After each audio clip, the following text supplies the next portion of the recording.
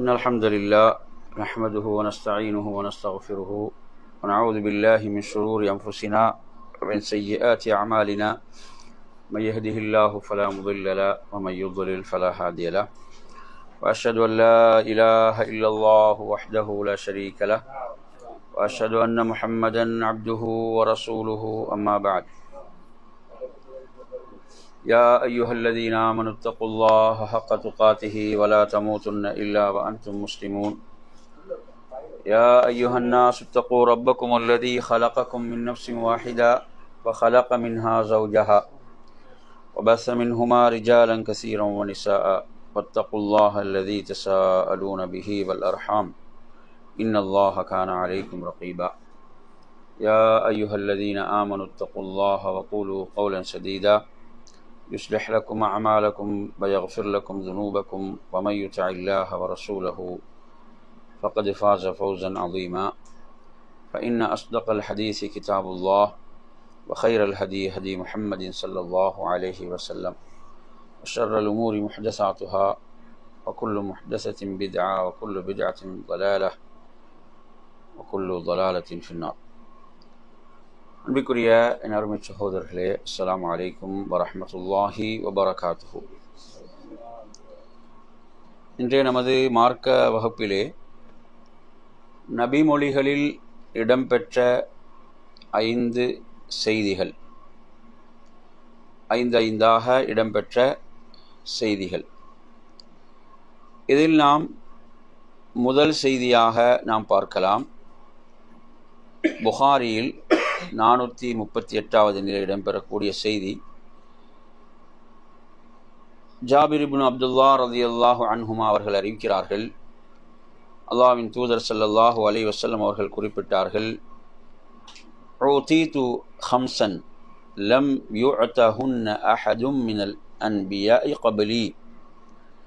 எனக்கு முன்னர் உள்ள நபிமார்களுக்கு வழங்கப்படாத 5 விடயங்கள் எனக்கு வழங்கப்பட்டன என்று சொல்கிறார்கள். அதில் முதல் விடயமாக சொல்கிறார்கள், அல்லாஹு தஆலா எதிரிகளுடைய உள்ளத்தில் என்னை பற்றி எவ்வாறான ஒரு அச்சத்தை, பயத்தை அல்லாஹ் ஏற்படுத்தினான் என்று சொன்னால், ஒரு மாத தொலைவுடைய அச்சத்தை அவர்களுடைய உள்ளத்தில் போடப்பட்டு நான் உதவி செய்யப்பட்டேன் என்று அல்லாஹ்வின் தூதர் ஸல்லல்லாஹு அலைஹி வஸல்லம் சொல்கிறார்கள். ரசூலுல்லாஹ் ஒரு படையை எடுத்து செல்வார்களாக இருந்தால் ஒரு மாத கால தொலைவு, அந்த தொலைவுடைய அளவுக்கு அவர்களுடைய எதிரிகளுடைய உள்ளத்தில் என்னது அச்சம் போடப்படும். அல்லாஹு தஆலா அல் குர்ஆனில் கூட நீங்கள் சூரத்துல் அன்ஃபால் என்ற அத்தியாயத்தை எடுத்து படித்து பார்த்தால் அல்லாஹ் சொல்கிறான், வகதஃப ஃபீ குலூபிஹிமுர் ருஅப் என்று சொல்கிறான். இந்த பத்ருடைய போரை பற்றி சொல்கின்ற போது அவர்களுடைய உள்ளத்தில் அல்லாஹ் அச்சத்தை போட்டான். இப்போ நாங்கள் பார்க்குறோம், அதாவது இந்த யூதர்கள் எவ்வளோ பெரிய ஒரு அநியாயத்தை பலஸ்தீனில், காசாவாக இருக்கலாம், ரஃபஹா இருக்கலாம், இன்னும் பல பகுதிகளில் எவ்வளோ அநியாயங்களை, அக்கிரமங்களை செய்து கொண்டிருக்கிறார்கள். முஸ்லீம்கள் இழப்பதற்கு ஒன்றுமே இல்லை என்கின்ற அளவுக்கு அனைத்தையும் இழந்த நிலையில் இருக்கிறார்கள். ஆனாலும் என் அருமை சகோதரர்களே, அந்த அநியாயக்கார யூதர்களுடைய உள்ளத்தில் அச்சத்தை அல்லாஹ் போட்டிருக்கிறான், பயத்தை போட்டிருக்கிறான். அவர்கள் மனநோயாளிகளாக திரியக்கூடிய செய்திகள் எல்லாம் வருகின்றன. எனவே நாம் ஒன்றை புரிந்து கொள்ள வேண்டும். ஒரு ஹதீஸை நாங்கள் பார்க்குறோம், அல்லாஹ்வின் தூதர் ஸல்லல்லாஹு அலைஹி வஸல்லம் சொல்கிறார்கள், ஒரு காலம் வரும், அந்த காலத்தில் அதாவது எதிரிகள் முஸ்லீம்களை நோக்கி எப்படி வருவார்கள் என்பதை சொல்கின்ற போது, ஒரு உணவு தட்டின் பக்கம் எப்படி இந்த பறவைகள் எப்படி வருமோ, ஏனைய மிருகங்கள் வருமோ, அது போன்று என்ன செய்வார்கள், நாலாபுறங்களிலிருந்தும் முஸ்லீம்களை நோக்கி எதிரிகள் வருவார்கள். சஹாபாக்கள் உடைய கேள்வி எதுவாக இருந்தது? என்ன கேட்குறாங்க? நாங்கள் எண்ணிக்கையில் குறைவாக இருப்போமா யா ரசூலுல்லாஹ்? சொல்கிறாங்க, இல்லை, நீங்கள் எண்ணிக்கையில் அதிகமாக இருப்பீர்கள், ஆனால் அதாவது தண்ணீரில் வெள்ளத்தில் செல்கின்ற அந்த பதறுகளை போன்று எந்த ஒரு வெயிட்டும் இல்லாமல் நீங்கள் இருப்பீர்கள். அதற்குரிய அது அல்லாஹ்வுடைய தூதர் என்ன சொல்றாங்க? அல்லாஹ்வுடைய தூதர் சொல்றாங்க, அதாவது உங்களுடைய உள்ளத்தில் அல்லாஹ் எதிரிகளுடைய அச்சத்தை போட்டு உங்களை பற்றிருந்த அந்த கண்ணியமும் மரியாதையும் அவங்களோட உள்ளத்தில் என்ன செய்யப்படும்? பிடுங்கப்படும். அதற்குரிய காரணம் என்ன? வஹன் என்று சொல்கிறார்கள். வஹன் என்றால் என்னவென்று அல்லாஹ்வுடைய தூதரிடம் கேட்கிறார்கள். வஹன் என்று சொன்னால் உலகத்தை நேசிப்பதும் மரணத்தை வெறுப்பதும் ஆகும். எனவே பாருங்க, நமது ஈமானிய பலவீனம் என்பதுதான் நமது பின்னடைவுக்கும் தோல்விக்கும் காரணமாக இருக்கிறது. புரியுதா சொல்றது? எவ்வளவு நாம் ஈமானில் உறுதிமிக்கவர்களாக இருப்போமோ அந்த அளவுக்கு அல்லாஹ் எதிரிகளுடைய உள்ளத்தில் என்ன செய்வான்? அச்சத்தை போடுவான், பயத்தை போடுவான் என்பதை நாங்க இந்த ஹதீஸிலிருந்து படிக்கிறோம். என் அருமையான சகோதரர்களே, இந்த ஹதீஸில் நீங்கள் பார்ப்பீர்கள் என்று சொன்னால் அல்லாஹ்வுடைய தூதர் ஸல்லல்லாஹு அலைஹி வஸல்லம் அவர்கள் தனக்கு செய்யப்பட்ட 5 அருள்களை பற்றி சொல்கிறார்கள். இரண்டாவது சொல்கிறார்கள், அதாவது வஜுஇலத் லியல் அர்து மஸ்ஜிதன் வ தஹூரா, எனக்கு அல்லாஹு தஆலா இந்த மஸ்ஜிதை, இந்த பூமியை மஸ்ஜிதாகவும் அதே போன்று தூய்மையானதாகவும் அல்லாஹ் ஆக்கினான். இது அல்லாஹ்வுடைய தூதருடைய உம்மத்துக்கும் கிடைத்த ஒரு மிக பெரும் சிறப்பாக இருக்கிறது. இப்போ முன்னிருந்த சமுதாயங்கள் நீங்க எடுத்து பார்த்தீங்கன்னு சொன்னா, அப்ப அவர்கள் தொழுவதாக இருந்தால் அதற்கென்று நியமிக்கப்பட்ட இடங்கள் தான் அவங்க என்ன செய்யணும்? தொழுதாக வேண்டும், இல்லையா? இப்போ ஜுரேஜுடைய வரலாற்றை நீங்க எடுத்து பார்த்தாலும் ஜுரேஜ் என்ன சொல்றாரு?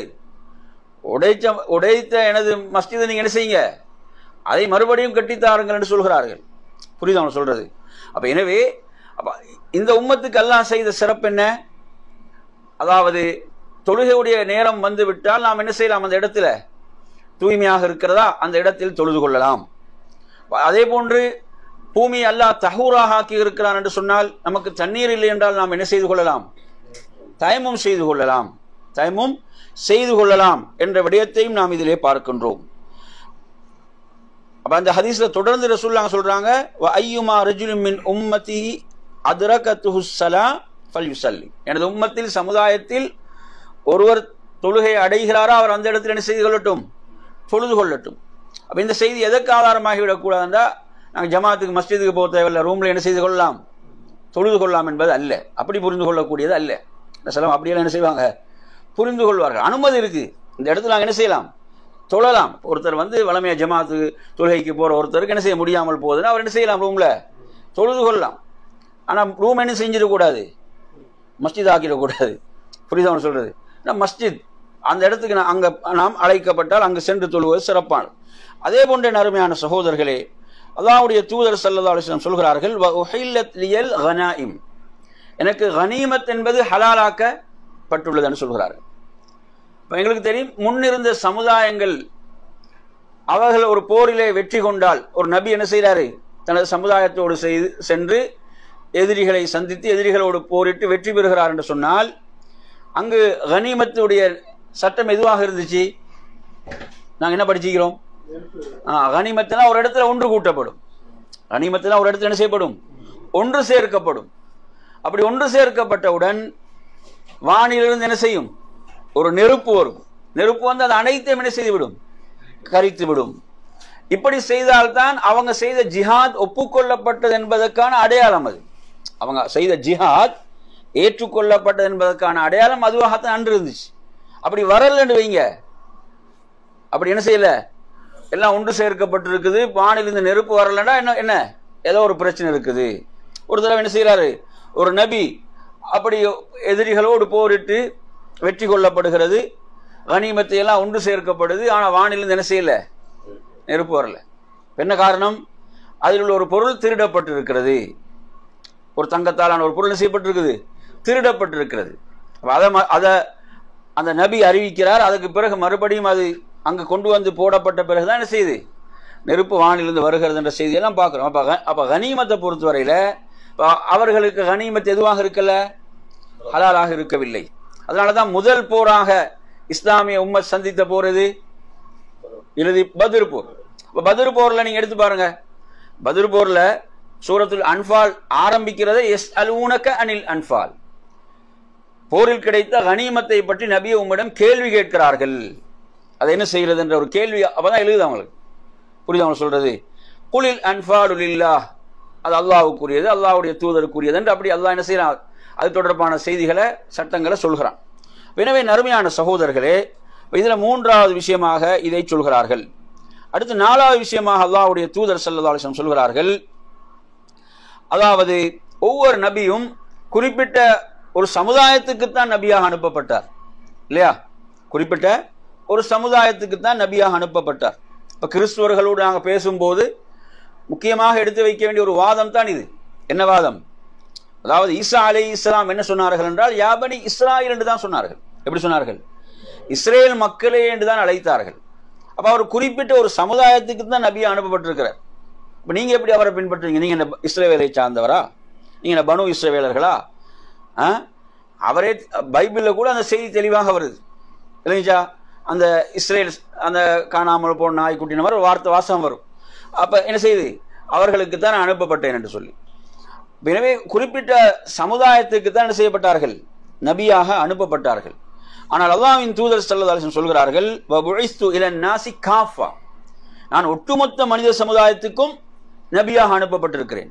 அதனால தான் ரசூலுல்லாஹ் சொல்றாங்க, எந்த ஒரு யூதனாவது கிறிஸ்தவனாவது என்னை பற்றி அறிந்து என்னை பற்றி செவியேற்று என்னை நம்பிக்கை கொள்ளவில்லை என்றால் அவன் நரகம் நுழைவான் என்ற ஹதீஸை நாங்கள் பார்க்கிறோம். எனவே அவங்க ஒட்டுமொத்த சமுதாயத்துக்கும் மனித சமுதாயத்துக்கும் அவர்கள் என்ன செய்யப்பட்டார்கள்? நபியாக அனுப்பப்பட்டார்கள். எனவே மனித சமுதாயத்துக்குரிய கடமை என்ன என்றால், அதாவது ஒட்டுமொத்த மனித சமுதாயத்துக்கும் யார் தூதராக அனுப்பப்பட்டாரோ அவரை பின்பற்றுவதுதான் என்பதை புரிந்து கொள்ள வேண்டும். அதே போன்ற அருமையான சகோதரர்களே, எனக்கு ஷஃபாஅத் வழங்கப்பட்டுள்ளது என்று சொல்றாங்க. மொத்தம் எத்தனை விஷயம் பார்த்துட்டோம்? இல்ல 5 விஷயங்கள். எத்தனை விஷயங்கள்? 5 விஷயங்கள். அப்ப ஷஃபாஅத் எனக்கு வழங்கப்பட்டுள்ளது என்றால், அப்ப ஏனைய நபிமார்களுக்கு ஷஃபாஅத் இல்லையா? ஏனைய நபிமார்களுக்கு ஷஃபாஅத் வழங்கப்படவில்லையா என்ற ஒரு கேள்வி வருமா இல்லையா? என்ற ரசூலுல்லாஹ் சொல்றாங்க, எனக்கு முன்னர் நபிமார்களுக்கு வழங்கப்படாத 5 என்று சொல்றாங்க. எனக்கு முன்னர் அனுப்பப்பட்ட நபிமார்களுக்கு வழங்கப்படாத 5 என்று சொல்கிறார்கள். அப்ப நாங்கள் இதை எப்படி புரிந்து கொள்ள வேண்டும்? இப்ப இந்த ஷஃபாஅத்துடைய விஷயத்தை எப்படி நாங்கள் விளங்கிக் கொள்வது என்றால், நாளை மறுமையில் ஒரு ஷஃபாஅத் இருக்கிறது, அது அல்லாஹ்வுடைய தூதருக்கு மட்டும்தான். அது சொல்லுவாங்க அஷ்ஷஃபாஅத்துல் உதுமான்னு சொல்வார்கள். மகத்தான ஷஃபாஅத், பரிந்துரை. அந்த ஷஃபாஅத் என்பதுதான் ஒவ்வொரு நபிமார்களிடம் போவாங்களா இல்லையா? நூஹ் அலைஹிஸ்ஸலாமிடம், இப்ராஹிம் அலைஹிஸ்ஸலாமிடம், அதே போன்று மூசா அலைஹிஸ்ஸலாமிடம், ஈசா அலைஹிஸ்ஸலாமிடம், அதற்கு முன்னாடி ஆதம் அலைஹிஸ்ஸலாமிடம், இப்படி நபிமார்களிடம் எல்லாம் சென்று அவர்கள் எல்லாம் இந்த ஷஃபாஅத்துக்குரியவன் நான் அல்ல என்று சொல்வார்களா இல்லையா? அடுத்த நபியை காட்டுவாங்களா இல்லையா? ஆதம் அலைஹிஸ்ஸலாம் யாரை காட்டுவாங்க? நூஹ் அலைஹிஸ்ஸலாம். நூஹ் அலைஹிஸ்ஸலாம் யாரை காட்டுவாங்க? இப்ராஹிம் அலைஹிஸ்ஸலாம். இப்ராஹிம் அலைஹிஸ்ஸலாம் யாரை காட்டுவாங்க? மூசா அலைஹிஸ்ஸலாம். மூசா அலைஹிஸ்ஸலாம் யாரை காட்டுவாங்க? ஈசா அலைஹிஸ்ஸலாம். ஈசா அலைஹிஸ்ஸலாம் யாரை காட்டுவாங்க? இறுதி தூதர் நபி முஹம்மது ஸல்லல்லாஹு அலைஹி வஸல்லம் அவர்களை. அவர்களிடம் வரும்போது சொல்லுவாங்க, நான் தான் அதற்குரியவன், நான் தான் அந்த ஷஃபாஅத்துக்குரியவன். எனவே நறுமையான சகோதரர்களே, அப்ப கொஞ்சம் நினைச்சு பாருங்க, அதாவது இந்த உலகத்தினுடைய 50,000 வருடங்கள் தான் அங்க எத்தனை? ஒரு நாள், ஒரு யௌம். அந்த நாள் எப்படிப்பட்டதாக இருக்கும்? இப்போ எங்களுக்கு இந்த சூரியனுடைய சூட்டை தாங்க முடியுமா? ஏசிலாம உட்கார முடியுமா? எவ்வளவு தொலைவில் சூரியன் இருக்குது. அன்று மிக அண்மையில கியாமத்துடைய நாளில் சூரியன் கொண்டு வந்து நிறுத்தப்படுகின்ற அந்த நாளில் நரகம் முன்னால காட்சி அளிக்கக்கூடிய ஒரு நிலையில நரகத்துடைய வெப்பம் தாங்க முடியாத சூடாக அது இருக்கும். மனிதர்கள் உடைய அந்த சூடு, மனித வெள்ளம் அங்கு இருப்பான். மனிதர்கள் வெள்ளம் போன்று மனிதர்கள் இருப்பார்கள். ஈசல்களை போன்று அவர்கள் கபர்கள் இருந்து வெளியாவான் அல்லாஹ் குர்ஆன்ல சொல்கிறான். வெட்டுக்கிளிகளை போன்று வெளியாவார் என்று அல்லாஹ் சொல்கிறான். அதே போன்று ஆடை அற்றவர்களாக, ஆடை கிடையாது, ஆடை இருந்தால் கொஞ்சமாக என்ன செய்யும்? சூட்டை தாங்கலாமா இல்லையா? ஆடைகள் இருக்காது, பாதணிகள் இருக்காது. அது ஒரு ஒரு தரையாக இருக்கும், வெப்பமான ஒரு தரையாக அது இருக்கும். சுப்ஹானல்லாஹ். அப்போ அப்படிப்பட்ட அந்த நாளில் மக்களுக்கு அடுத்து என்னதான் என்ன விஷயத்துக்கு தேவையாக இருப்பாங்கன்னு சொன்னால், விசாரணை ஆரம்பிக்கப்படும். என்ன? அதில் இருப்பதே ஒரு பெரும் கஷ்டம், ஒரு பெரும் சோதனை. வெள்ளத்தில் வியர்வை என்ற வெள்ளத்தில் மிதந்து கொண்டிருப்பார்கள். அவருடைய செயல்களுக்கு ஏற்பவர்கள் வியர்வையில் இருப்பாங்க. அப்படிப்பட்ட அந்த நாளில் சுப்ஹானல்லாஹ், அதாவது விசாரணை ஆரம்பிக்கப்பட வேண்டும். அதற்காகத்தான் நபிமகடம் செல்வார்கள். அல்லாஹ்விடத்தில் விசாரணை ஆரம்பிக்க சொல்லுங்க. அதுக்கு தான் முதல் விஷயம். முதலாவது இதுதான் ஷஃபாஅத்துல் உஸ்மா, மிகப்பெரிய பரிந்துரை. அப்ப இந்த ஷஃபாஅத்துக்குரிய நபி யாரு? நபி ஸல்லல்லாஹு அலைஹி வஸல்லம் அவர்கள். எனவே நறுமையான சகோதரர்களே, இப்போ இந்த ஹதீஸ்ல 5 விஷயங்கள் சொல்லப்பட்டுச்சு. சரி, இப்போ 5 விஷயத்தை நாங்கள் மீட்டிக்கொள்வோம். முதல் விஷயம் என்ன படித்தோம்? முதல் விஷயம், அதாவது எதிரிகளுடைய உள்ளத்துல அல்லாஹ் எப்படியான அச்சத்தை போடுகிறான்? ஒரு மாத தொலைவுடைய அச்சம் அவருடைய உள்ளத்தில் போடப்பட்டு நான் என்ன செய்யப்பட்டேன்? உதவி செய்யப்பட்டேன். முதல் விஷயம். இரண்டாவது விஷயம் என்ன? பூமியை அல்லாஹு தஆலா எனக்கு மஸ்ஜிதாகவும் அதே போன்று என்ன தஹூர் என்ன தூய்மையாகவும் அல்லாஹ் எனக்கு ஆக்கினான் என்று சொல்லிவிட்டு சொல்லாங்க. அது இன்னொரு செய்தியும் சேர் சொல்றாங்க. என்ன சொல்றாங்க? எனது சமுதாயத்தில் எனது உம்மத்தில் யார் தொழுகையுடைய நேரத்தை அடைந்து கொள்கிறார் அந்த இடத்துல என்ன செய்யட்டும்? தொழட்டும் என்ற செய்தி. மூணாவது விஷயம் என்ன? கனிமத் எனக்கு ஹலால் ஆக்கப்பட்டது. கனிமத் என்ன? போரில் கிடைக்கக்கூடிய கனிமத். சரி, அடுத்து நாலாவது விஷயம் என்ன? அதாவது ஒவ்வொரு நபியும் ஒவ்வொரு குறிப்பிட்ட சமுதாயத்துக்கு அவர் நபியாக அனுப்பப்பட்டார். நான் முழு மனித சமுதாயத்துக்கும் நபியாக அனுப்பப்பட்டுள்ளேன். அடுத்து ஐந்தாவது என்ன? ஷஃபாத், எனக்கு ஷஃபாஅத் பரிந்துரை என்பது எனக்கு வழங்கப்பட்டுள்ளது என்று அல்லாஹ்வின் தூதர் ஸல்லல்லாஹு அலைஹி வஸல்லம் அவர்கள் குறிப்பிடுகிறார்கள். என் அருமையான சகோதரர்களே, இந்த ஹதீஸ் நாங்கள் நிறைய பயான்களில் கேட்ட ஒரு ஹதீஸ் தான். திருமிதியில் 2422 ஹதீஸாக இடம்பெறுகிறது. இந்த செய்தியை பொறுத்தவரையில் அல்லாஹ்வின் தூதர் ஸல்லல்லாஹு அலைஹி வஸல்லம் அவர்கள் சொல்கிறார்கள், இது அப்துல்லாஹ் இப்னு மஸ்ஊத் ரலியல்லாஹு அன்ஹு அறிவிக்கிறார்கள், நாளை மறுமையில் 5 கேள்விகள் கேட்கப்படும். ஒவ்வொரு இடத்துல 5 கேள்விகள் கேட்கப்படும். அந்த 5 கேள்விகளுக்கு பதிலளிக்காத வரை அவருக்கு என்ன செய்யலாது? நகரெல்லாம் முடியாது. அவருக்கு அங்க நகர்வதற்கெல்லாம் அனுமதி கிடையாது. இந்த 5க்கும் அவர் பதில் சொல்லியே ஆக வேண்டும் என்று அல்லாஹ்வின் தூதர் ஸல்லல்லாஹு அலைஹி வஸல்லம் சொன்னாங்களா இல்லையா? இந்த 5 விஷயங்கள் நாங்கள் படித்திருக்கிறோம். இதுல முதல் கேள்வி எதை பற்றி? முதல் கேள்வி சொல்லுங்க. இல்ல, உங்களோட வாழ்நாளை நீங்க எப்படி என்ன செய்தீங்க? செலவு செய்தீர்கள், கழித்தீர்கள். உங்களோட வாழ்நாள், உங்களுக்கு வழங்கப்பட்ட வாழ்நாளை நீங்கள் எவ்வாறு செலவு செய்தீர்கள்? ஒருத்தர் பருவ வயதிலிருந்து ஒரு 15 வயது எடுங்க, அதிலிருந்து அவர் மரணிக்கும் வரை உள்ள காலம் 60 எத்தனை? 45 45 வருடம். தூங்குற டைமை விட்டுருங்க. தூங்குறது எவ்வளவு நேரம்? என்ன ரசூலுல்லாஹ் சொல்றாங்க? மூவரை விட்டு எழுதுகோல் என்ன செய்யப்பட்டிருக்குது? உயர்த்தப்பட்டிருக்குது இல்லையா? மூவரை விட்டு யார் யாரு? சிறுவர், அடுத்தது தூக்கத்தில் உள்ளவர். அப்ப தூங்குற டைமே விட்டுருங்க. விட்டுட்டீங்கன்னா அடுத்த டைமுக்கு நாங்கள் என்ன செய்ய வேண்டியிருக்குது? கணக்கு கொடுக்க வேண்டும். நாங்கள் என்ன செய்யணும்? கணக்கு கொடுத்தாக வேண்டும். புரியுதா அவங்க சொல்றது? முதல் கேள்வி எதை பற்றி? உனது வாழ்நாளை எவ்வாறு கழித்தா என்பது. இரண்டாவது கேள்வி என்ன? இரண்டாவது கேள்வி உனது இளமையை நீ எவ்வாறு கழித்தா என்ற கேள்வி இருக்கு. புரியுதா? இளமையை பத்தி ஸ்பெஷலான ஒரு கேள்வி அங்கு இருக்கிறது. இரண்டாவது. சரி, மூன்றாவது கேள்வி என்ன? மூன்றாவது கேள்வி, நீ எவ்வாறு சம்பாதித்தாய்?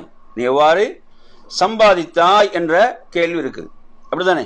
இன்னைக்கு நாங்கள் வாழக்கூடிய இந்த ஒரு எப்படியான ஒரு உலகத்தில் வாழ்றோம் இப்போ பார்த்தீங்கன்னா, அதாவது ஒரு மெட்டீரியலிசம் சொல்லக்கூடிய அளவுக்கு, அதாவது உலக ஆடம்பரங்கள் எப்படியாவது அடைய வேண்டும் என்ற ஒரு வகையான உலகத்தில் வாழ்ந்து கொண்டிருக்கிறோம். இப்போ நிறைய பேர் எதை பற்றி சிந்திக்கிறது இல்லைன்னா, தான் சம்பாதிக்கக்கூடிய முறை என்னன்றதை பற்றிலாம் நிறைய சிந்திப்பது குறைவாக இருக்கிறது. அப்போ எவ்வாறு சம்பாதித்தா என்ற கேள்வி இருக்கிறது. நான்காவது கேள்வி என்ன? எவ்வாறு செலவு செய்தா என்ற கேள்வி இருக்கிறது. புரியுது அவங்க சொல்றது? இப்போ நாங்கள் வீண் விரயம் எல்லாம் செய்ய முடியாது.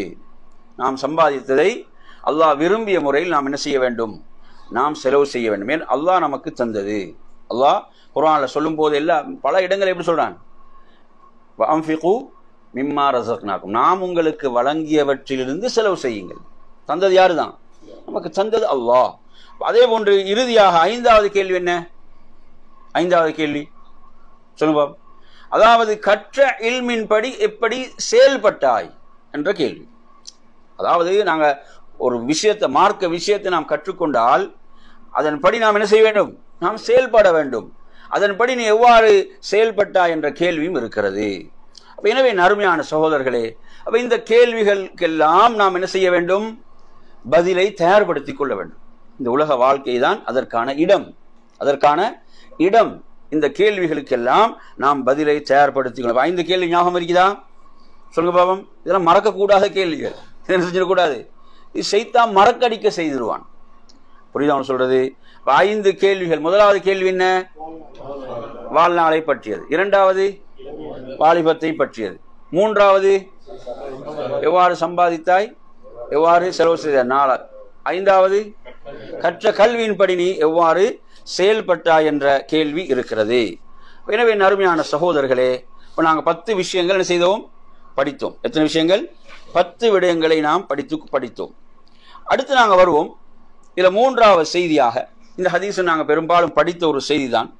இந்த செய்தியை நீங்கள் பார்த்தீங்கன்னு சொன்னால் இது பைஹகியில், அதே போன்று ஹாக்கிமில் இந்த ஹதீஸ்கள் இடம்பெறுகின்றன. ஷேக் நாசிருத்தீன் அல்பானி ரஹிமத்துல்லாஹி அவர்கள் சஹீஹ் அத்-தர்கீப் இந்த செய்தியை சஹீஹ் அத்-தர்கீப்ல பதிவு செய்கிறாரு. அல்லாஹ்வின் தூதர் ஸல்லல்லாஹு அலைஹி வஸல்லம் சொல்கிறார்கள், 5க்கு முன் 5ஐ பயன்படுத்திக் கொள்ளுங்கள். 5க்கு முன் 5 நீங்க என்ன செய்யுங்க?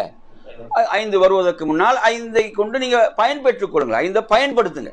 5 வருவதற்கு முன்னால் இக்தனிம் ஹம்ஸன் கப்ல ஹம்ஸின் என்று அல்லாஹ்வின் தூதர் ஸல்லல்லாஹு அலைஹி வஸல்லம் சொல்கிறார்கள். இதுல முதல் விஷயமா என்ன சொல்றாங்க? ஷபாபக கப்ல ஹரமிக. என்ன மீனிங்? பொருள் என்ன சொல்லுங்க? ஷபாபன என்ன அர்த்தம்? இளமை. ஷபாப் தெரியுதா? ஷபாப். ஷபாபக கப்ல ஹரமிக. அப்ப முதுமைக்கு முன்னர் என்ன செய்ய? இளமையை பயன்படுத்திக் கொள்ளுங்கள். முதலாவது. அடுத்து வஸிஹதக கப்ல சகமிக. சிஹத்தன் என்ன? ஆரோக்கியம் இல்லையா? நோய்க்கு முன்னால் நீங்க என்ன செய்யுங்க? ஆரோக்கியத்தை பயன்படுத்திக் கொள்ளுங்கள். அடுத்து வகினாக கப்ல ஃபக்ரிக. என்ன? ஃபக்ரன் என்ன? ஏழ்மை. அப்ப ஏழ்மைக்கு முன் நீங்க எதை பயன்படுத்துங்க? உங்களோட செல்வத்தை பயன்படுத்திக் கொள்ளுங்கள். 4வது சொல்றாங்க வஃபராகக கப்ல ஷுகுலிக. ஷுகுல்னா என்ன? ஷுகுல்னா வேலை, அப்படிதானே? வஃபராகக கப்ல ஷுகுலிக. உங்களோட வேலைக்கு முன்னர் நீங்க எதை பயன்படுத்துங்க? உங்களோட ஓய்வு நேரங்களை பயன்படுத்திக் கொள்ளுங்கள். கடைசியா சொல்றாங்க வஹயாதக கப்ல மௌத்திக். வஹயாதக கப்ல மௌத்திக். உங்களோட மௌத்துக்கு முன்னர் உங்களோட வாழ்க்கையை நீங்கள் பயன்படுத்திக் கொள்ளுங்கள் என்று அல்லாஹ்வின் தூதர் ஸல்லல்லாஹு அலைஹி வஸல்லம் சொல்கிறார். ஏன்னா இதெல்லாம் கடந்த பிறகு கை செய்தப்பட்டு எந்த பயனும் இல்லை இல்லையா? ஒவ்வொன்றும் கடந்த பிறகு கை செய்தப்பட்டு எந்த பயனும் இல்லை. ஆரோக்கியமான காலத்தை வீணடித்து விட்டேனே, எனது இளமையை நான் வீணடித்து விட்டேனே, நான் எனது செல்வத்தை சரியாக நான் என்ன செய்யல, பயன்படுத்தவில்லையே. சிலர் பார்த்தீங்கன்னு சொன்னால் என்ன செய்தாங்க? எதற்கெல்லாம் செலவு செய்வார்கள். ஆனால் ஹஜ் என்று வந்து விட்டால், உம்ரா என்று வந்து விட்டால், ஏழைகளுக்கு கொடுக்க வேண்டும் வந்து விட்டால் அதில் என்ன செய்வார்கள்? கஞ்சத்தனம் செய்து கொண்டு இருப்பார்கள். அந்த அந்த வாய்ப்புகள் தவறிவிடும் போது அதன் பிறகு கை செய்தப்படுவார்கள். எனவே நறுமையான சகோதரர்களை, மௌத்துடைய நேரத்தில் தான் எதுக்கு அவகாசம் கேட்பான்? எதுக்கு? சதக்கா செய்வது. தர்மத்துக்கு சதக்காவுக்கு அவகாசம் கேட்கறது எங்க தான்? மௌத்துடைய நேரத்தில். அதுவரை என்ன செய்தான்? சதக்கா செய்யாமல் கஞ்சனாக இருக்கிறான். எனவே நறுமையான சகோதரர்களே, அல்லாஹ்வின் தூதர் ஸல்லல்லாஹு அலைஹி வஸல்லம் அவர்கள் சொல்கிறார்கள் இந்த செய்தியில, அதாவது இந்த 5ஐ நீங்கள் 5 வருவதற்கு முன்னால் நீங்கள் பயன்படுத்திக் கொள்ளுங்கள் என்று அல்லாஹ்வின் தூதர் ஸல்லல்லாஹு அலைஹி வஸல்லம் அவர்கள் குறிப்பிடுகிறார்கள். அதே போன்ற நறுமையான சகோதரர்களே, அல்லாஹ்வுடைய தூதர் ஸல்லல்லாஹு அலைஹி வஸல்லம் சொல்லக்கூடிய மற்றும் ஒரு செய்தி. மொத்தம் எத்தனை விஷயம் வந்துட்டு? இப்ப 15 விஷயங்களா? இப்ப 4வது ஹதீஸை நீங்க எடுத்து படித்து பார்த்தீங்கன்னா, இந்த செய்தியை பொறுத்தவரையில இது அஹ்மதுல பதிவாக இருக்கக்கூடிய ஒரு செய்தி, அபு தர்தா ரலியல்லாஹு அன்ஹு அறிவிக்கக்கூடிய ஒரு செய்தி. இந்த செய்தியை பொறுத்தவரையில ஃபரகல்லாஹு அஸ்ஸ வ ஜல்ல இலா குல்லி அப்தின் மின் ஹம்ஸின். அல்லாஹ் தஆலா ஒவ்வொரு அடியானுடைய விஷயத்திலும் 5ஐ முடிவு செய்து விட்டான். 5ஐ அல்லாஹ் முடிவு செய்து விட்டான். 5ஐ அல்லாஹ் தீர்மானித்து விட்டான். அந்த 5 முடிவு செய்யப்பட்டு விட்டன என்று அல்லாஹ்வுடைய தூதர் ஸல்லல்லாஹு அலைஹி வஸல்லம் சொல்லிவிட்டு சொல்கிறார்கள். முதலாவது என்ன? அவனது அஜல். அவனது என்ன? அஜலன் என்ன? வாழ்நாள். அவனது வாழ்நாள் என்பது என்ன செய்யப்பட்டு விட்டது? முடிவு செய்யப்பட்டு விட்டது. அல்லாஹ் எழுதிவிட்டான். அவன் வாழக்கூடிய காலம் இவ்வளவுதான் என்பது அதை யாராலும் என்ன செய்ய முடியாது? குறைக்கவோ கூட்டவோ முடியாது. இது முதல் விஷயம். 2வது என்ன? அவனது ரிஸ்க். அவனது ரிஸ்க்கும் முடிவு செய்யப்பட்டு விட்டது. அவனுடைய ரிஸ்கை யாராலும் தடுக்க முடியாது. அவனுக்கு எழுதப்பட்ட ரிஸ்க் என்ன செய்ய முடியாது? எவராலும் தடுக்க முடியாது. இதை நாங்கள் நன்றாக விளங்கி கொள்ள வேண்டும். இது அவன் சொல்றது, யாருக்கு எழுதப்பட்ட ரிஸ்கையும் யாரும் என்ன செய்ய முடியாது? தடுக்க முடியாது. அதே போன்று மூன்றாவது நறுமையான சகோதரர்களே, அதாவது அவன் உலகத்தில் நடக்கக்கூடிய இடங்கள் எங்கெல்லாம் அவன் போவான், எங்கெல்லாம் அவன் போவான், பயணிப்பான் என்பதும் என்ன செய்யப்பட்டு விட்டது, முடிவு செய்யப்பட்டு விட்டது. ரசூலுல்லாஹ் ஒரு செய்தியில் எந்த அளவுக்கு சொல்றாங்கடா, ஒரு மனிதனுக்கு மவுத், மரணம் எங்கு எழுதப்பட்டிருக்கிறதோ அந்த இடத்துக்கு அவன் செல்ல வேண்டிய ஒரு தேவையை அல்லாஹ் ஏற்படுத்துவான், உருவாக்குவான். சுப்ஹானல்லாஹ். பார்த்தீங்களா, ஒருத்தன் எந்த இடத்துல அவனோட உயிர் கைப்பற்றப்பட வேணும், அவனது மவுத் எங்கு எழுதப்பட்டிருக்கிறதோ அந்த இடத்துக்கு செல்வதற்கு அல்லாஹ் என்ன செய்வானாம், ஒரு தேவையை அல்லாஹ் ஏற்படுத்துவான், ஒரு தேவையை அல்லாஹ் உருவாக்குவான். சுப்ஹானல்லாஹ். எனவே நறுமை சகோதரர்களே, மூன்றாவது அவன் எங்கெல்லாம் பயணிப்பான், அவனது கால்கள் எங்கெல்லாம் படும் என்பது என்ன செய்யப்பட்டு விட்டது, எழுதப்பட்டு விட்டது. அடுத்து எடுத்தீங்களா, வமல் ஜஹி, அவன் தங்கக்கூடிய இடங்கள், அவன் தூங்கக்கூடிய இடமா, அவன் தங்கக்கூடிய இடம், அதுவும் என்ன செய்யப்பட்டு விட்டது, அவைகளும் முடிவு செய்யப்பட்டு விட்டன. இறுதியாக அதாவது அவன் நல்லவனா கெட்டவனா என்பதும் என்ன செய்யப்பட்டு விட்டது, முடிவு செய்யப்பட்டு விட்டது. இது யாருடைய இல்முல இருக்குது, அல்லாஹ்வுடைய இல்முல. எங்களுக்கு ரசூலுல்லாஹ் என்ன சொன்னாங்க, நீங்க செயல்படுங்கள், நீங்க அமல் செய்யுங்க, உங்களுக்கு எதற்காக அல்லாஹ் உங்களை படைத்தானோ அது உங்களுக்கு எளிதாக்கப்பட்டிருக்கிறது. எனவே சுப்ஹானல்லாஹ், நானும் நீங்களும் அல்லாஹ்வுக்கு எதற்கு சுக்ர் செய்ய வேணும், அல்லாஹ் பொருந்திக் கொள்ளக்கூடிய விரும்பக்கூடிய செயல்களை நாங்கள் வாழ்க்கையில செய்யறோமா, அது நமக்கு என்ன செய்யப்பட்டிருக்கிறது, எளிதாக்கப்பட்டிருக்குது. அதை நாங்கள் சிரமப்படுத்திக் கொள்ளக்கூடாது. அப்படித்தானே, அல்லாஹ் ஒருபோதும் அல்லாஹ் ஒரு நியமத்தை என்ன செய்ய மாட்டான், பறிக்க மாட்டான்.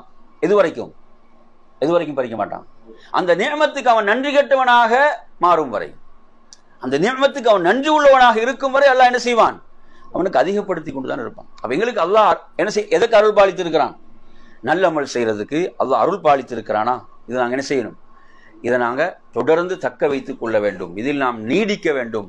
இந்த அருளை நாம் என்ன செஞ்சிடக்கூடாது, அதாவது நாம் இதை விட்டுவிடக்கூடாது, நழுவவிடக்கூடாது என்பது மிக முக்கியமான விஷயம். எனவே நறுமையான சகோதரர்களே, இவைகள் எல்லாம் முடிவு செய்யப்பட்ட விடயங்கள். இப்போ நாங்கள் இந்த உலகத்தில் ஏன் கலங்க வேண்டும், ஏன் தயங்க வேண்டும், ஏன் கவலைப்பட வேண்டும், அல்லாஹ் இந்த அனைத்தையும் எனக்கு என்ன செய்து விட்டான், முடிவு செய்து விட்டான். அப்படித்தானே, நாங்கள் ரிஸ்கை பற்றி எவ்வளோ பயப்படுகிறோம். நாங்கள் எண்ணி பார்க்கிறோம், அந்த தாயுடைய கருவறையில் நாங்கள் 10 மாதம் இருக்கின்ற போது நமக்கு உணவளித்தது யாரு, அல்லாஹ் ரப்புல் ஆலமீன். நாங்கள் கை குழந்தையாக இருந்த போது நமக்கு உணவளித்தவன் அல்லாஹ், அவன் தான் ரஸ்ஸாக். நாங்கள் ஏன் பயப்பட வேண்டும், கலங்க வேண்டும். எனவே நறுமையான சஹாபாக்களுடைய ஏழ்மையை விடவா, சஹாபாக்களுடைய அந்த ஏழ்மையை, வறுமையை நீங்கள் எடுத்து படித்து பாருங்க. சுப்ஹானல்லாஹ், அவங்களுக்கு அது ஒரு பொருட்டாகவே இருக்கல. அவங்களோட கவலையெல்லாம் எதுவாக இருந்துச்சு. ஒரு ஹதீஸ் வருது, ஒரு நபித்தோழர் அல்லாஹ்வுடைய தூதர்கிட்ட கேட்கிறார், யார ரசூலல்லாஹ், அதாவது முஅத்தின்கள், அதான் சொல்லக்கூடிய முஅத்தின்கள் எம்மை விட சிறப்படைந்து விட்டார்களே, எம்மை விட சிறப்படைந்து விட்டார்களே என்ற ஒரு கேள்வி கேட்கிறார். இன்றைக்கு நீங்க எடுத்து பார்த்தீங்கன்னா முஅத்தினுக்கு நம்ம சமுதாயத்தில் என்ன அந்தஸ்து, பள்ளிகள்ல பாங்கு சொல்றவங்களுக்கு என்ன அந்தஸ்து கொடுத்திக்கிறோம், சமுதாயத்தில் ஏதாவது ஒரு அந்தஸ்து, என்ன அந்தஸ்து கொடுக்கப்பட்டிருக்கு, உள்ளத்தில் என்ன அந்தஸ்து இருக்குது. இப்ப சஹாபாக்களுடைய அந்த சமூகம் முஅத்தின்களை எப்படி பார்த்தாங்க, அவங்க அந்தஸ்து எதுவா இருந்துச்சு. அவங்க சொல்றாங்க, முஅத்தின்கள், அதான் சொல்லக்கூடியவர்கள் எம்மை விட சிறப்பால் முந்தி விட்டார்களே யா ரசூலல்லாஹ். சஹாபாக்களுடைய கவலை. அன்றைக்கு முஅத்தின்கள் எவ்வளவு பெரிய சிறப்புக்குரியவங்களா இருந்தாங்க. இன்றைக்கு அந்த சிறப்பு இருக்குதா பள்ளியில பாங்க சொல்றவருக்கு? அப்படி சிறப்பாக நாங்கள் அதை பார்க்கிறோமா? நறுமை சகோதரர்களே, இப்ப அல்லாஹ்வுடைய தூதர் சொல்றாங்க, அவர்களுடைய சிறப்பை நீங்க அடைந்து கொள்ள வேண்டுமாக இருந்தால் அந்த முஅத்தின் சொல்வதை போன்று நீங்கள் சொல்லுங்கள். அந்த முஅத்தின் சொல்வதை போன்று நீங்கள் சொல்லுங்கள். அதே போன்று வசல் துஅதா, அதன் பிறகு நீங்க அல்லாஹ்ட்ட கேட்டால் உங்களுக்கு வழங்கப்படும். பாருங்க, அதான் உரிய முறையில் பதில் சொல்லி துஆ செய்து அந்த துஆ என்ன செய்யப்படும், ஏற்றுக்கொள்ளப்படும். அந்த சிறப்பை நாங்கள் எத்தனை பேர் கவனத்தில் எடுத்து செயல்படுத்துகிறோம். சுப்ஹானல்லாஹ். எனவே நறுமையான சகோதரர்களே, அல்லாஹ்வுடைய தூதர் ஸல்லல்லாஹு அலைஹி வஸல்லம் அவங்க என்ன சொல்றாங்க, இதெல்லாம் உங்களுக்கு எழுதப்பட்டு விட்டன, முடிவு செய்யப்பட்டு விட்டன. இப்போ நாங்கள் ஹலாலான வழியில் என்ன செய்ய வேண்டும், நாம் பயணிக்க வேண்டும். ஹலாலான வழியில் நமது வாழ்க்கையுடைய தேவைகளை நாம் நிறைவு செய்து கொள்ள வேண்டும். எனவே நறுமையான சகோதரர்களே, இந்த தலைப்பில் இறுதியாக ஒரே ஒரு ஹதீஸை மாத்திரம் உங்களுக்கு நான் சொல்லி நிறைவு செய்யலாம்னு நினைக்கின்றேன். ஒரே ஒரு செய்தியை மாத்திரம் சொல்லி நிறைவு செய்யலாம்னு நினைக்கின்றேன். இந்த செய்தியை பொறுத்தவரையில் அல்லாஹ்வின் தூதர் ஸல்லல்லாஹு அலைஹி வஸல்லம் அவர்கள் அபூ ஹுரைரா ரலியல்லாஹு அன்ஹு அவர்களுக்கு இந்த உபதேசங்களை செய்கிறார்கள். அற்புதமான உபதேசங்கள். அபூ ஹுரைரா ரலியல்லாஹு அவர்களை பார்த்து அல்லாஹ்வுடைய தூதர் அவருடைய கைகளை பிடித்து இந்த உபதேசங்களை செய்தாங்க என்பதை பார்க்கிறோம். இதில் முதல் விஷயமாக இந்த 5ல் முதல் விஷயம் பாருங்க, அதாவது இத்தகில் மஹாரிம். நல்ல கவனிங்க. ரசூலுல்லாஹ் சொல்றாங்க, ஹராமாக்கப்பட்டவைகளை பயந்து கொள்ளுங்கள். அல்லாஹ் எதையெல்லாம் ஹராமாக்கினானோ அவற்றை விட்டு விலகிக் கொள்ளுங்கள், பயந்து கொள்ளுங்கள். நீங்க தான் அப்படின்னா யாரு? அப்படி நீங்க வாழ்வீங்கன்னு சொன்னா அல்லாஹ்வுக்கு, அதாவது அஅபதுன்னா அல்லாஹ்வுக்கு அடிமைத்தனத்தை வெளிப்படுத்தக்கூடியவர்கள் நீங்க தான் மிக சிறப்புக்குரியவனாக இருப்பீங்க. ரைட்டா? பாருங்க, அமல்கள் இபாதத்துகள் செய்யறது ஒரு பகுதி, அதை விட முக்கியமான ஒரு பகுதி எது? அல்லாஹ் தடுத்தவற்றிலிருந்து விலகிக் கொள்வது. அடுத்து 2வது விஷயம் நல்லா கவனிங்க. சொல்றாங்க, அல்லாஹ் உங்களுக்கு எதை பங்கு வைத்தானோ அதை பொருந்தி கொள்ளுங்கள். அல்லாஹ் உங்களுக்கு இதுதான் எனக்கு இன்றைக்கு அல்லாஹ் எழுதியது, விதித்தது, இதை நீங்கள் என்ன செய்யுங்க, அல்லாஹ் உங்களுக்கு பங்கு வைத்ததை நீங்கள் பொருந்தி கொள்ளுங்கள். அப்படி செஞ்சா நீங்க தான் யாரு? மனிதர்களே செல்வந்தன். நீங்க தான் மனிதர்களே செல்வந்தன். 2வது சொல்கிறான். 3வது அருமையான சகோதரர்களே, அதாவது உங்களுடைய அண்டை வீட்டார்களோடு அயலவர்களோடு நல்ல முறையில் நடந்து கொள்ளுங்கள். தகுன் முஃமினன். நீங்க யாரு? நீங்க ஒரு மூமினாக இருப்பீர்கள். மூமினுக்கு விளக்கம் சொல்றாங்க பாருங்க ரசூலுல்லாஹ். உங்களோட அண்டை அயலவர்களோடு நல்ல முறையில் நடந்து கொள்ளுங்கள், நீங்க மூமின் என்று சொன்னார்கள். அடுத்து சொல்றாங்க, 4வது அருமையான சகோதரர்களே, அதாவது உங்களுக்கு நீங்க எதை விரும்புறீங்களோ அதை பிற முஸ்லீம்களுக்கும் விரும்புங்கள், நீங்க முஸ்லீமாக இருப்பீர்கள் என்று சொல்கிறார்கள். அதே போன்று சொல்கிறார்கள், 5வதாக நீங்கள் அதிகம் சிரிக்காதீர்கள். அதிகம் சிரித்தல் என்பது உள்ளத்தை மரணிக்க செய்யும் என்று சொல்கிறார்கள். இந்த அற்புதமான செய்தி திர்மிதியில் 2305 இடம்பெறுகிறது. இதை அபூ ஹுரைரா ரலியல்லாஹு அன்ஹு அறிவிக்கக்கூடிய செய்தியாக இருக்கிறது. மொத்தம் எத்தனை ஹதீஸ் நீங்க படிச்சோன்னாங்க? 25 5 ஹதீஸா படிச்சோம். 5 ஹதீஸ். 25 விஷயங்கள் நாங்கள் என்ன செய்தோம் இன்றைக்கு? படித்த விஷயங்கள். எனவே நறுமையான சகோதரர்களே, இதனுடைய அடுத்த பகுதி இன்ஷா அல்லாஹ் மற்றும் ஒரு வகுப்பில் நாம் பார்க்கலாம் என்று கூறி நிறைவு செய்கிறேன். وآخر دعوانا أن الحمد لله رب العالمين والسلام عليكم ورحمة الله وبركاته.